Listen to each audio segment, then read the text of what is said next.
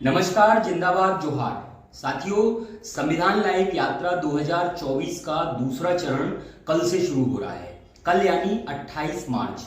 28 मार्च को हम जब भोपाल से निकलेंगे तो भोपाल से होशंगाबाद, जो हमारा नर्मदापुरम है, नर्मदापुरम तक पहुंचेंगे और वहां के रास्ते में हम बीच में किसानों, नौजवानों, छात्रों, मजदूरों, कर्मचारी, जो भी साथी मिलेंगे, कुछ साथियों से बात हुई है, उनसे बात करते हुए जाएंगे। यहाँ हमें बीच में भीमबेटका भी पड़ेगा, यहाँ बीच में हमें अब्दुल्लागंज भी पड़ेगा। तो वहां के बाजारों से गुजरेंगे, भीमबेटका के आसपास के लोगों से, कुछ किसानों से बात करेंगे, मंडी डीप में भी रुकेंगे कुछ देर, तो मजदूर साथियों से बात होगी वहां पर।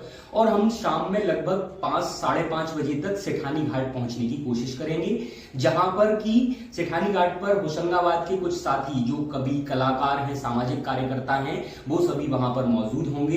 गायत्री जी हैं एकलव्य संस्था की, मुबीन भाई हैं, इन सभी से मुलाकात होगी और भी साथियों से बात करेंगे। फिर हम वहीं रुकेंगे होशंगाबाद में एकलव्य के साथियों के साथ, और दूसरे दिन हरदा होते हुए हम खिरकिया पहुंचेंगे। 19 मार्च को हम खिरकिया के करीब चरुआ गांव में रुकेंगे, वहां ग्रामीण साथियों से बातचीत करेंगे, युवाओं से, महिलाओं से बातचीत करेंगे वहां, और वहां भोजन के बाद रात्रि विश्राम भी करेंगे। बीच में हरदा में भी हम कुछ साथियों से मिलेंगे। खिरकिया से फिर हम उसी रास्ते से आगे बढ़ते हुए, ना कि हम आशापुर होते हुए, बीच रास्ते में जो आंवलिया होते हुए, डेसली और भीमपुर होते हुए बैतूल जाएंगे। बैतूल में एडवोकेट आराधना भार्गव जी, जो कि सामाजिक क्षेत्र में मध्य प्रदेश में चिरपरिचित नाम है, उनके साथ में हमारी बातचीत होगी। वो कुछ साथियों के साथ में रहेंगी वहां पर, और वहां पर हम लोग बैतूल में विश्राम करेंगे। बैतूल से फिर हम 31 तारीख को तामिया पहुंचेंगे। तामिया का गैल डुब्बा, जो पातालकोट का एक गांव है, जहां विज्ञान सभा का बहुत मजबूत काम है, साथी एसआर आजाद और अन्य साथियों ने वहां पर लंबा काम किया है, वहां पर रुकेंगे और वहां भी आसपास के ग्रामीण समुदाय से बात करेंगे। तामिया से निकलकर हम पिपरिया की ओर बढ़ेंगे, मटकुली होते हुए। यहाँ मटकुली में भी कुछ साथियों से बात करेंगे, और फिर पिपरिया पहुंचकर वहां साथी श्री गोपाल जी हैं और अन्य साथी हैं, उनके साथ में चर्चा करते हुए हम शाम में झील पिपरिया, लगभग 2-2.5 किलोमीटर पिपरिया से आगे एक गांव है झील पिपरिया, वहां साथी शिव शंकर जी के साथ में बात करेंगे। वहां ग्रामीण साथियों से, किसानों से और बात करेंगे, और अन्य तबकों से बात करेंगे। कारीगर हैं वहां पर कुछ, उनसे भी बात करेंगे। फिर इसी तरह से निकलते हुए हम लखनादौन पहुंचेंगे, वहां एकता परिषद के साथियों से मिलेंगे और आसपास के लोगों से मिलते हुए अगले दिन हम सिवनी की तरफ निकलेंगे। सिवनी में हमें साथी आनंद मिलेंगे, गौरव मिलेंगे वहां पर, और यशु हैं, राहुल वासनिक जी हैं। तो ये छात्रों का, जो सामाजिक कार्यकर्ताओं का सिवनी में एक अलग तरह का समूह है, और उन सभी समूहों से बात करने की कोशिश करेंगे, उनके काम को जानेंगे, समझेंगे, उनकी प्रतिक्रियाएं देश के आर्थिक, सांस्कृतिक, सामाजिक हालात पर जानेंगे। इसके बाद सिवनी से होते हुए हम बिछिया की तरफ जाएंगे, जो केवलारी से अंजानिया होते हुए, और बिछिया के पास जो एकता परिषद का एक जगह है, वहां पर रुकेंगे। साथी विवेक पवार वहां हमारे साथ मौजूद रहेंगे, उनके साथ में बातचीत होगी, आंदोलनों के बारे में बातचीत होगी। वो इलाका है जहां पर चुटका, बरगी बांध से लेकर और भी तमाम तरह के आदिवासी संघर्ष चलते रहे हैं, उन सभी साथियों से हम बात करेंगे। बिछिया से फिर हम मंडला होते हुए जबलपुर पहुंचेंगे।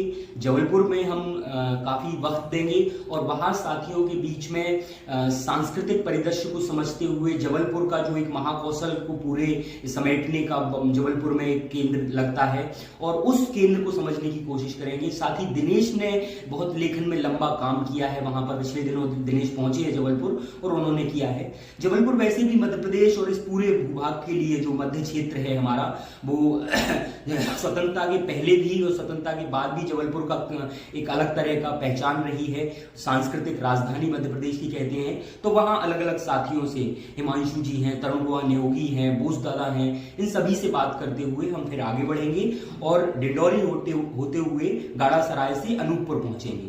अनूपपुर में इस समय जब हम पहुंचेंगे तो चुनाव की सरगर्मियां भी तेज रहेंगी वहां पर, काफी सारे साथी वहां पर चुनाव में लगे हुए हैं, लेकिन हम कोशिश करेंगे कि किसानों, मजदूर साथियों के साथ राजनीतिक परिदृश्य को अलग रखते हुए कुछ मुद्दा आधारित बात करें।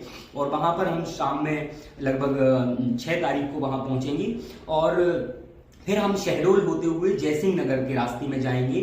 वहां भी रास्ते में कई साथियों से बात करते हुए जाएंगे। जयसिंह नगर में हम किसान साथियों के बीच में रहेंगे और उनके साथ एक रात और पूरा 8 तारीख का दिन गुजारेंगे। 8 तारीख की शाम तक हम लोग सीधी पहुंच जाएंगे। सीधी में भी चुनावी सरगर्मियां चल ही रही हैं। वहां पर कई साथी, हमारे करीबी साथी भी चुनाव लड़ रहे हैं, लेकिन उनसे ना बात करते हुए हम किसानों, युवाओं, दलित साथी, अल्पसंख्यक साथी, आदिवासी साथी, इन सब से बात करेंगे। और सीधी का वो इलाका जो कि बड़े पूंजीपति घराने, बड़े जो जमीन पर नजर रखते हैं, वो लोग सीधी सिंगरौली के इलाके में किस तरह अपनी घुसपैठ कर रहे हैं। इसके पहले एक लंबा संघर्ष सिंगरौली में चला था जिसमें कि एसआर कंपनी को वहां से खदेड़ा गया था।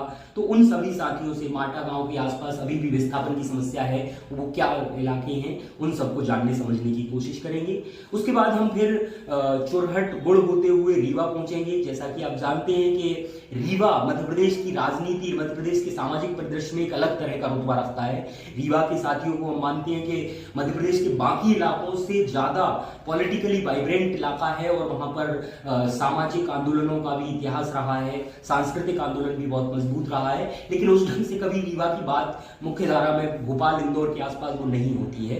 तो उन साथियों से मिलकर बात करने की कोशिश करेंगे और रीवा के आसपास के ग्रामीण बघेलखंड के कल्चर को समझने की कोशिश करेंगे, जो कि मालवा, निमाड़, बुंदेलखंड और महाकौशल के कल्चर से किस तरह से अलग है, उसकी क्या खासियतें हैं, उनके भी बारे में आपको स्टोरीज बताएंगे। फिर हम रीवा से अमरपाटन के रास्ते होते हुए वापस सतना की तरफ मुड़ेंगे, एक वी बनाएंगे, नीचे अमरपाटन होते हुए ऊपर फिर सतना की तरफ जाएंगे और इस पूरे इलाके में फिर जो ग्रामीण समुदाय है उससे बातचीत करेंगे। ये अभी मोटे तौर पर प्लान है और 10 तारीख तक हम सतना पहुंच जाएंगे। इस दौरान हमारे साथ 5 साथी रहेंगे। बीच में हमारे साथ में एक क्लब के साथी, समावेश के साथी, प्रदान के साथी, एक एकता परिषद के साथी, चुटका बरगी आंदोलन के साथी, इप्टा आंदोलन के साथी, ये सभी साथी मिलते रहेंगे। छात्र आंदोलन के साथी मिलेंगे, युवा साथी मिलेंगे। तो इन सभी से हम वो मुद्दे जानना चाहेंगे जो कि हमारे रोजमर्रा की जिंदगी को प्रभावित करते हैं, हमारे रोजमर्रा के जिंदगी के साथ हमारे भविष्य को निर्धारित करते हैं और एक कैसी खूबसूरत दुनिया हम बनाना चाहते हैं, उसमें कौन सा रंग चाहते हैं, हमारी अपनी भूमिका उसमें क्या है, ये समझने की भी कोशिश करेंगे। इस यात्रा को जब हमने शुरू किया था तब एक बहुत छोटे स्तर पर हमने सोचा था कि जाएंगे और जहां जो मिल गया उससे बात करते हुए आएंगे, लेकिन पूरे मध्य प्रदेश से जिस तरह से साथियों ने सहयोग किया है, जिस तरह से साथी साथ आ रहे हैं और हमें ये महसूस ही नहीं होने दिया जा रहा है कि हम किसी तरह का कोई काम कर रहे हैं, बिल्कुल खाते पीते साथ में गपियाते हुए, और वो बहुत काम को आसान बना दे रहे हैं। पहले चरण का जो हमारा अनुभव है वो बहुत शानदार रहा है। साथियों, 28 अप्रैल को जब ये यात्रा पूरे चारों चरण पूरे कर लेगी तो भोपाल में हम एक साथ बैठना चाहेंगे। आपसे भी गुजारिश है कि आप आइए, मध्य प्रदेश के जिस भी कोने में आप रहते हैं, अगर यात्रा के दौरान नहीं जुड़ पाए हैं तो 28 तारीख को जरूर भोपाल में आइए। 28 अप्रैल को हम साथी यहाँ बैठकर एक दूसरे के साथ साझा करेंगे, कुछ अपनी सीखें हम आपको साझा करेंगे और कुछ आपके और जो कमेंट होंगे उनको भी लेंगे और फिर आगे का एक रास्ता क्या हो सकता है उसकी तरफ हम बढ़ेंगे। तो आपका बहुत बहुत शुक्रिया।